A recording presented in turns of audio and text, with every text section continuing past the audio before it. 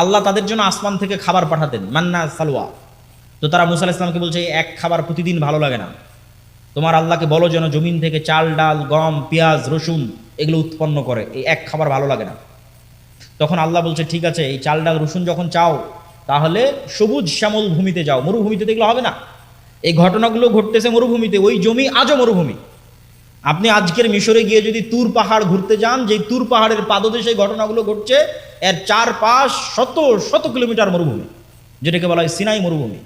এই মরুভূমির মধ্যেই 40 বছর বানি ইসরায়েলরা ঘুরপাক খেয়েছে।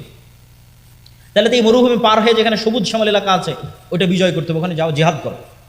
তোমার ইদহাব আনতা ওয়া রাব্বুকা ফাকাতিলা, মুসা আপনি আর আপনার আল্লাহ গিয়ে যুদ্ধ করেন, আমরা যুদ্ধ করতে পারবো না।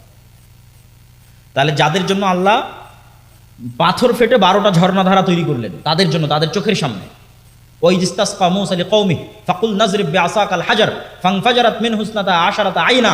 যখন মুসার কওম মুসাকে বলেছিল পানি দাও, মরুভূমিতে পানি নাই, আর সমুদ্রের লবণাক্ত পানি খাওয়া যায় না, এই মরুভূমির পাশে এই তুর পাহাড়ের পাশেই লোহিত সাগর, এই সব লবণাক্ত পানি খাওয়া যায় না, পানির ব্যবস্থা করো।